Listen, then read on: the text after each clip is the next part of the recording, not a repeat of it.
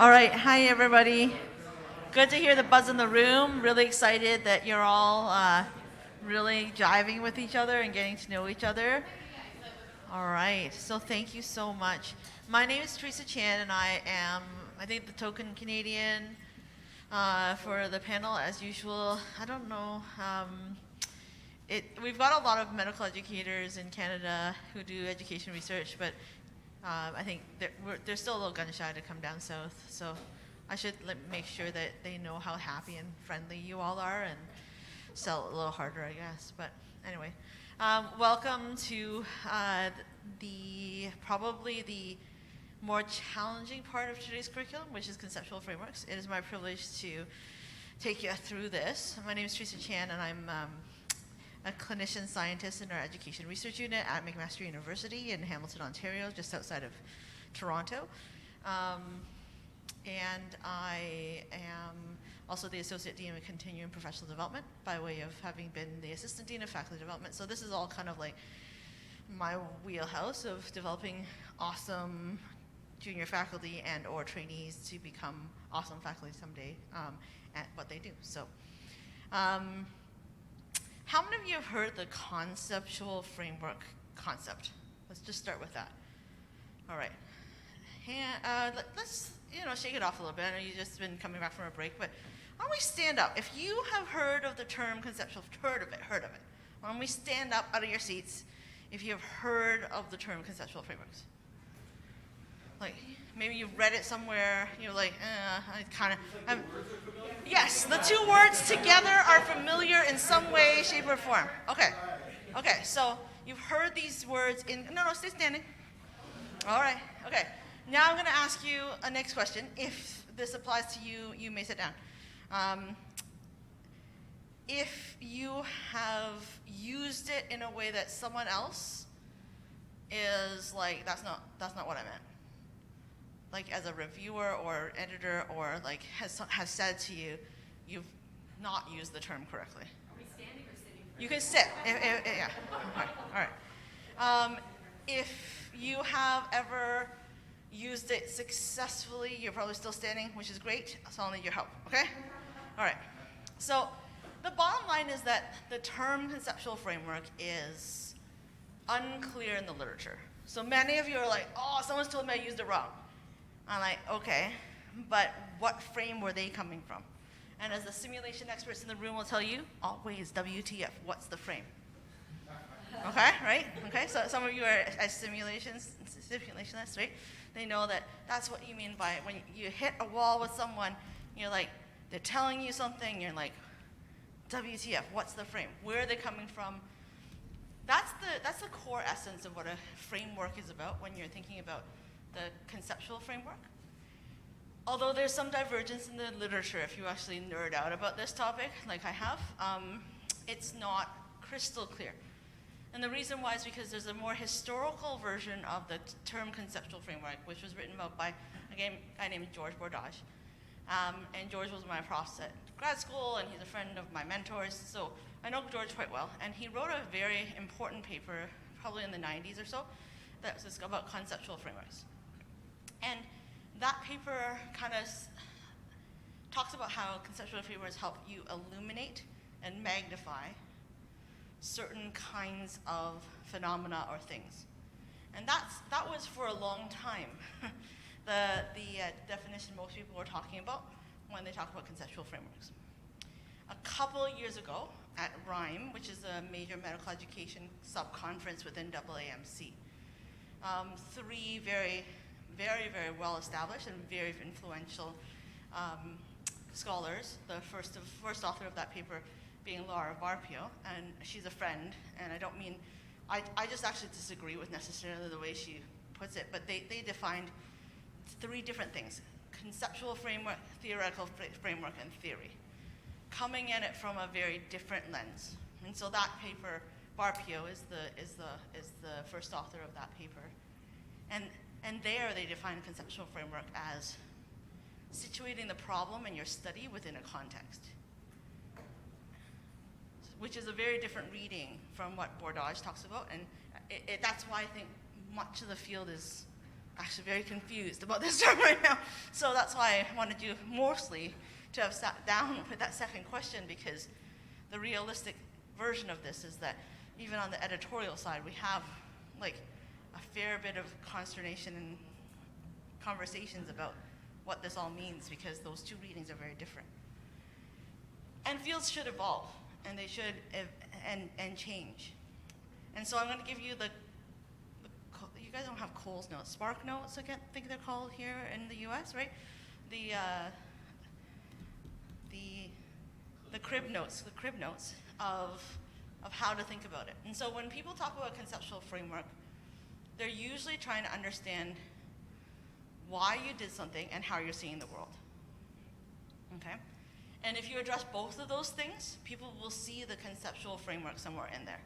If they are like Varpio, they'll want it to be, this is my study, and this is how it's situated within this bigger field, and all of these concepts that are out there, and how it actually applies in this specific context. Others, if they're more like Bordage, they'll want something that's a little bit more, I see the world as, from this kind of theoretical orientation, I am a constructivist. I'm trying to construct the truth from a bunch of different people. I'm going to layer on these kind of perspectives and this kind of literature to shade the way that I'm seeing this world, and then I'm going to move on and tell you about how I'm going to do my methods. Do those things make sense as being different things? Or they seem the same to you? I'm seeing some, not sure. Okay, do you want to share with me how they're same or different? I'm trying to understand the directions that you're trying to kind of build. In one sense, I kind of see it going almost like vertical. In another sense, I see it Exactly. That's why it's confusing. And I don't know which direction I'm supposed to head with the definition that you have right now. You have to be able to handle both right now in the literature, because both of them exist. That's why it's confusing, right? Because, like you said, one of them is very much, here's my view of the world, and this is how it then lines up this study methodology and this rationale for the study. On the flip side, it's also a way of saying, this is all the stuff that's out there, and this is how I'm narrowing it down for a study. Both of those things are actually really important in science, right? So think about it this way. You're never doing a study in the middle of nowhere. You're always bound by a context. You're going to do it somewhere. So you need to define your problem, your gap, and your hook, right? And so in Varpio's definition, that's the conceptual framework of setting up your study, the concept of why you're doing the study, what you're doing. And I think that all good science has that, right? Always, what's the problem you're trying to solve or investigate? What's the gap in the literature? And why do you have to, and how are you going to fill it? Those three are really important things. Does everybody get behind the concept that that exists? So that's the more modern take on what a conceptual framework is. The older reading, which is why some people get confused, and it's about that theoretical orientation. So what Varpio defines as a theoretical framework is actually much more similar to what Bordage wrote about as a conceptual framework. And that's why it's confusing. I think the best way to explain this is actually to do some examples. Okay, so does someone want to spitball an idea for a study that they are thinking about doing? I'm going to ask one of the teachers, maybe. Sally, do you have an idea for? Oh, they've got lots of good ideas. Sure. Okay, someone volunteer something. We'll workshop it a little bit. Okay, professional identity development. That's a good one. Okay, so we got professional identity development. So for Varpio's conceptual framework, what would be the problem that you're trying to understand when you're studying professional identity formation? Why is it important? What do we need to know? The problem is the students are used to standing there with holding blankets, but in 2 years they'd be running resuscitation. Yes. How do I get them from that point to that point? Okay, great. So the problem is that students are really disempowered. They're not actually in a great spot to actually become the person that we need them to be in 3 years' time, and they have to be able to navigate all of the social rules and understand all of that stuff to go from some liminal space where they're peripherally engaged to something that's really central and actually like kind of the boss in that situation, correct? Okay, so that's a problem. The gap would be where we do what Steve was talking about earlier and do some lit review, talk a little bit about it, and you might cite some scholars who've done PIF work previously. You might bring in some stuff around resuscitation work and how that's different from holding blankets in your scenario. Like you can have some of those things, the idea of maybe Levin Wenger's stuff around community practice and being peripherally legitimate. You can pull in different threads in that gap to help people understand why this is important, right? And then the hook is really saying, in my context, I chose to study this because it's super important, and we have a perfect transition to practice curriculum where there was a lot of journaling that was going on, and so we looked at some of the journal entries that the students have been developing as they transition from being graduating fourth years to interns, right? And so like then you really set up why you did it, right? And so that's how VARPU would want you to write about your conceptual framework. That taking a concept down to the core of what it is and why you're doing it. And I think all of you would agree that most great studies will have those three elements in it. So that's checkbox one. I'm trying to give you the survival pack of how to make sure there's a conceptual framework in your study. Okay, so that's part one. That's the vertically oriented kind of like boom, boom, boom. When you bring in bordage, that's when that second part, when we were talking about conceptual frameworks, when it comes to the theories and the influences you have from your study, that's really where Bordage's understanding of conceptual frameworks comes to play. And so what it is that we all want to build off of other people's work, stand on the shoulders of giants. And so what we want to do is try to link our work to previous work that has come before and explain how those influences manifest in our work. And so in that definition, you want to make sure that you have those theories of all these other definitions that you want to bring in and make sure they're very apparent in the methods. And so the idea would be, for instance, if you're measuring a scale for PIF now, you would want to say, these people wrote about it previously, we have a scale that's been previously, has validity evidence, and we're building upon it. You may do a qualitative study, in this case, like we were saying, and you might want to actually say, we're going to read in things to do with how social scientists like Levin Wenger have actually studied social phenomena and how people go from the periphery of being a member of a community into becoming a central community member. And that would be a conceptual framework, because now you're going to look at those transcripts or the writings that the students have with a different lens. You're going to apply a different lens to the way that you're thinking about it. And so it helps people understand from the outside why you're doing what you're doing. So it's kind of like one of the readings of the way that people talk about conceptual frameworks when you Google it, we'll be talking about that problem gap hook, which most of us will put in our studies and our grants almost intuitively. And so just knowing that that's what some people mean by a conceptual framework. The second is a little bit more nuanced because you need to know the literature in the field, and you need to be able to make linkages as to how that literature informed your methodological choices. Is that starting to make a little bit more sense? Okay. The next usual question that I'm anticipating is that most people are like, but how do I find all the theories? And how do I know what people have written before? And so I'm just going to give you a couple of key resources that you can go and use as your crib notes.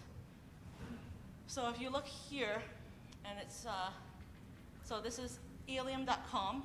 Actually, I need to minimize that so you can see it. So alium.com/library. And Mike's in the room, so I'll give him a shout out.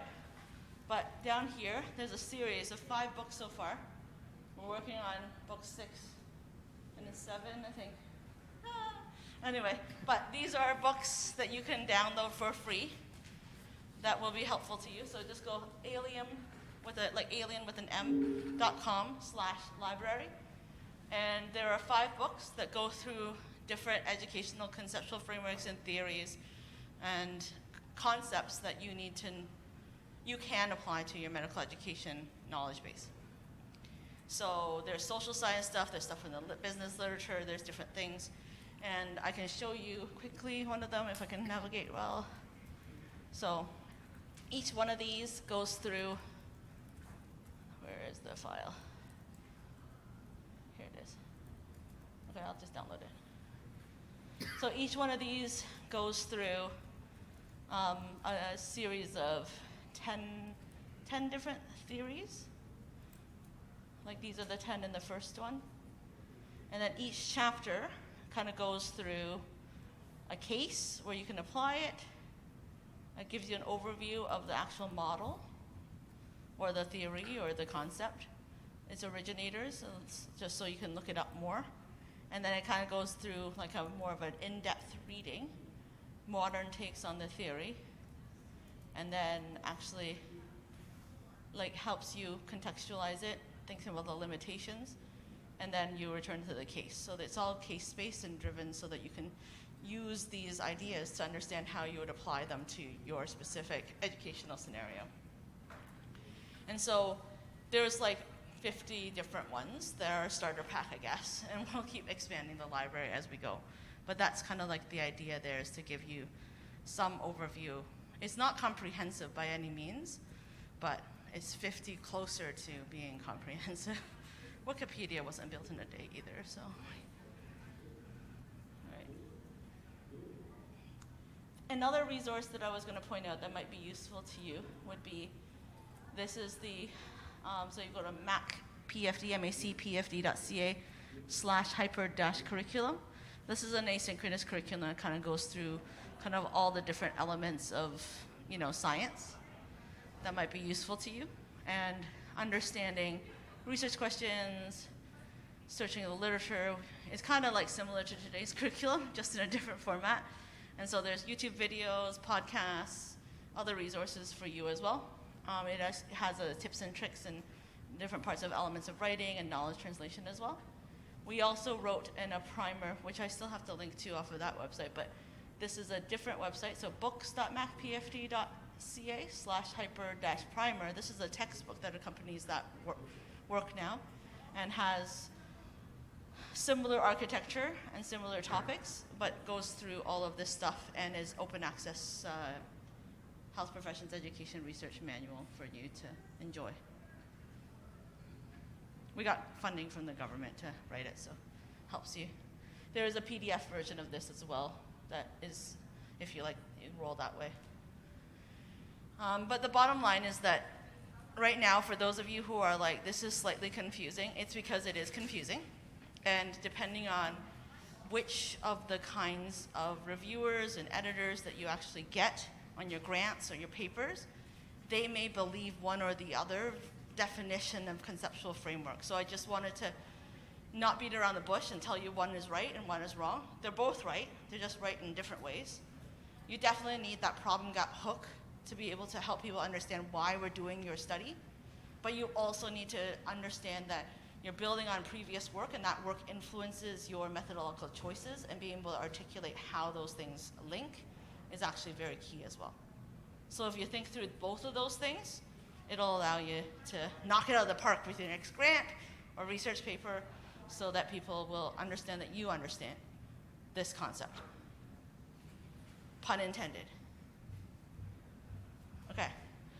I will take questions right now because, like I said, this is clear as mud right now in the literature. And I just want you to understand that you're not the only ones that are confused. The field is clearly confused. I was not fast enough to write down those last 2 websites. Sure. I mean, this is books.macpfd.ca/hyper-primer. Is there a way that they could email to the Fox Notes email out? Is that a possibility?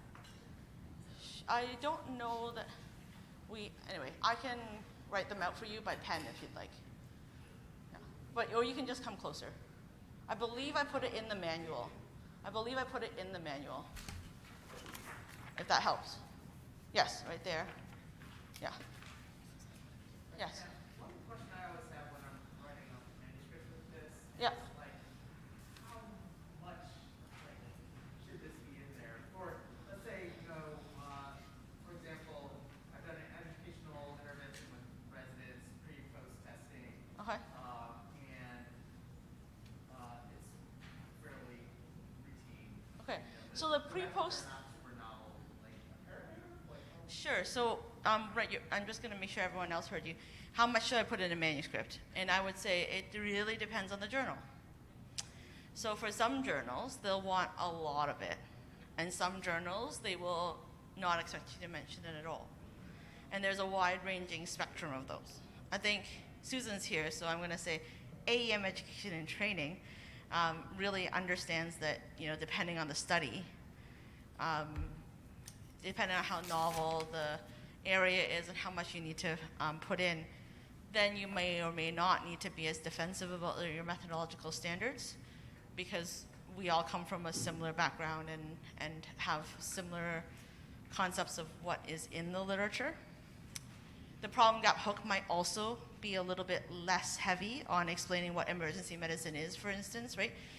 So remember, because you're writing for an audience that's all other emerge doc trainers and teachers, then you don't need to explain why resuscitation is important, why blanket holding is not so cool for a master resuscitationist, although sometimes I still do hold blankets in a recess because the resident's doing it. Right? But like in our context, we won't need to go into a 3-page summary about resuscitation skills. But you take that same study and try to publish in a mainstream education journal, and all of a sudden you do have to maybe even have a bit of an appendix, or you have to find a very succinct way to explain why resuscitation skills are actually really important, because the people reading it might not realize how important and central it is. Does that make sense? yeah. So I hate always saying it depends, but it really does. Depends on where you're trying to publish and who you're trying to publish with. Similarly, in the methodological kind of defense, it really depends on the way that you're explaining. Because a pre-post, I would say, may not be rigorous enough for some journals, because they may not actually feel that that's a good enough conceptual framework or theoretical framework for which to base the study. And so they may not find, like, you may have challenges with that, because if you teach them, they will learn. It's something we've proven time and again.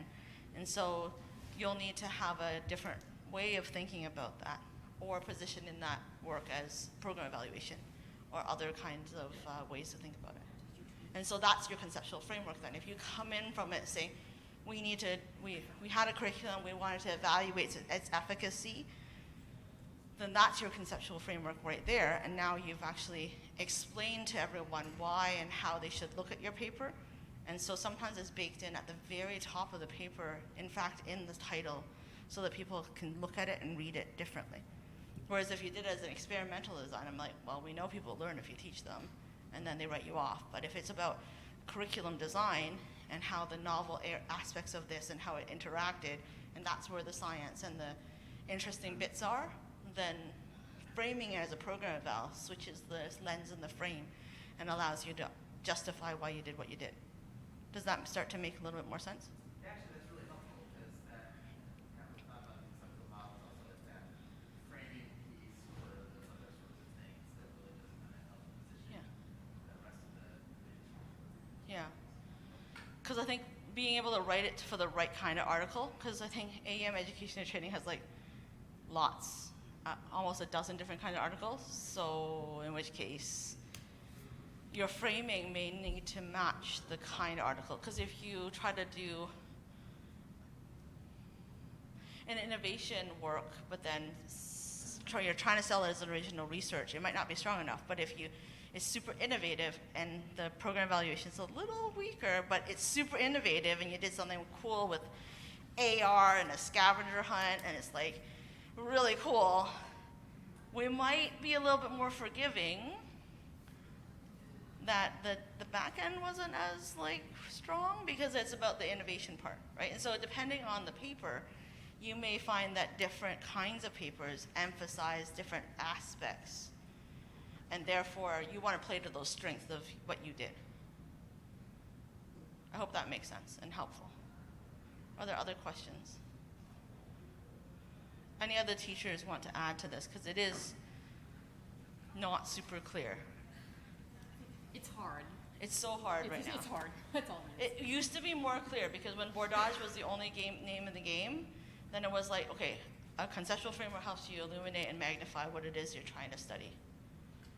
And focuses your reader, focuses you. But that's not always the case now. Right. So that's why.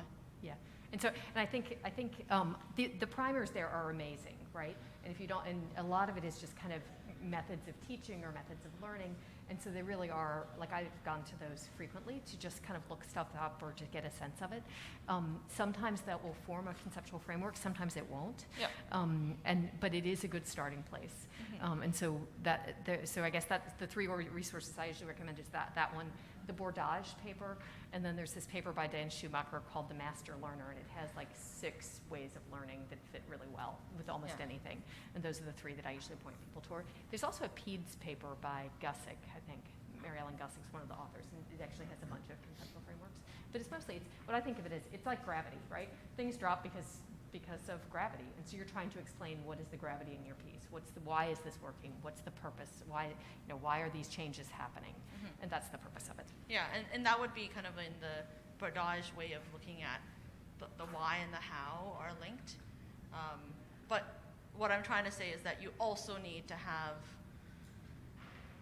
a problem, gap, and hook. You have to explain why you've taken something and you've actually cornered the market on a specific area that you want us to focus in on, right? You need to do that first funnel, I call it, right? That you're taking the whole world, of all the things that are important in the world, why are we studying PIF in the context of emergency medicine? You gotta take the whole world down to that, boom. This is why this study is important. Because if all med students, if all trainees just end up holding blankets, no one will resuscitate the world when they try to die, right? That's super important. But you need to get people from, there's so many other things you could be studying in the world down to whoa. Blanket holding is not good enough for our specialty. I think everyone here gets that. And so, like I said, you might write a little bit less about why resuscitation skills are important for AM education and training. But for medical sciences educator, where most of the people are basic scientists, you may need to explain more as to what is our specialty, what are the hallmarks of it, and what are the key documents and how, 40% of them, blah, blah, blah, right? That's really important, right? All right, we're going to move on to methods. Do you want to talk about methods a little bit? I'll do this. You can walk. Yeah, there you go. I'll lean here. Oh, I don't. Yeah, Okay. there you go. Yeah. We're gonna move into methods. Yeah. So we spent the past period of time really talking about your finer question, and everybody's got kind of a question they're working on. And then we talked about conceptual frameworks and literature review, so we've done that. The next thing we're going to move into is 2 methods roundtables. The first pair is going to be program evaluation and survey design. And so There is a whole section here about setting and defending your methods that might be helpful to you as you move into this, if you want to put up. yeah. And so we're going to do roundtables. So the first batch is survey design and program evaluation. Decide which one is most interesting to you. The next set of tables will be quantitative versus qualitative. Do you want to talk briefly? Qualitative is where you're taking narrative and turning it into data. So it might be interviews, or you might actually look at the reflections or something like that and turning that into meaning. These are big buckets. Yeah, they're big They're buckets. not specific methods. Even within survey, there's a lot of rigor. Even within, qualitative, there's dozens of qualitative methods, if not hundreds of them. Yep. So we're just giving you an overview for you to start thinking about it, in your head, as to what kind of methods best align with your particular research question and your conceptual frameworks. So this is where we're going to start playing with what you were thinking about to be able to help you apply some of the stuff that I've been just talking about. Cool. All right. So then let's just do it this one. So this table here, I'm not going to do, okay. This table here is survey design, and that table there is program evaluation. Yeah. And so grab a table. And survey design, program you can evaluation. you can definitely tabletop if you kind of want to